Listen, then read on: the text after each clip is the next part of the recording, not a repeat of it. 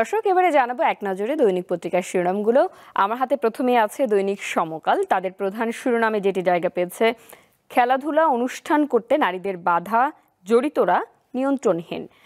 নারীদের খেলায় বাধার ঘটনায় উদ্বেগ প্রধান উপদেষ্টার কার্যালয়ের।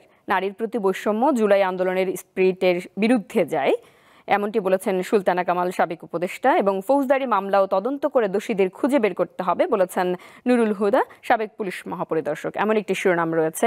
এর পাশেই রয়েছে 7 কলেজ নিয়ে হচ্ছে জুলাই 36 বিশ্ববিদ্যালয়, সরকারকে প্রস্তাব দিয়েছে রূপরেখা প্রণয়ন কমিটি। এর পাশেই আমরা দেখতে পাচ্ছি সড়কে শিক্ষার্থীদের অনশন, রাজধানী জুড়ে যানজট।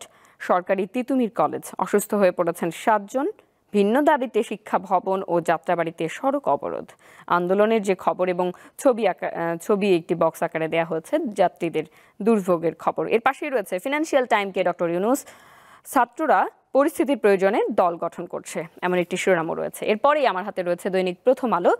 তাদের প্রধান শিরোনাম, সব বিভাগে হাইকোর্টের স্থায়ী বেঞ্চ হতে পারে। বিচার বিভাগ সংস্কার, উপজেলায় দেওয়ানি ও ফৌজদারি আদালতে কার্যক্রম সম্প্রসারণের প্রস্তাব দিচ্ছে সংস্কার কমিশন। এর পাশেই রয়েছে ছাত্ররা দল গঠন করবে, ফিনান্সিয়াল টাইমসকে অধ্যাপক ইউনূস, এই শিরোনামটিও তারা রেখেছে। পাশেই রয়েছে সরকারি তিতুমির কলেজ বিশ্ববিদ্যালয়ের দাবিতে গণ অনশন, সড়ক অবরোধে ভোগান্তি। এর পাশেই রয়েছে দারিদ্র্য বেশি মাদারীপুরে, নোয়াখালীতে কম। দারিদ্র্য মানচিত্র নিয়ে একটি প্রতিবেদন তারা রেখেছে। এরপরে দৈনিক যুগান্তর, তাদের প্রধান শিরোনাম, ফেব্রুয়ারিতে আত্মপ্রকাশ, চূড়ান্ত হয়নি নাম, সবার দৃষ্টি নতুন তলে, এমন একটি শিরোনাম রেখেছে। এর পাশেই রয়েছে নীতি সুদের হার বাড়ানো নাকি স্থিতিশীল রাখা, বহুমুখী চাপের মুখে কেন্দ্রীয় ব্যাংক, এমন একটি শিরোনামও তারা রেখেছে। দর্শক, দেখে নিলাম আজকে দৈনিক পত্রিকার শিরোনামগুলো।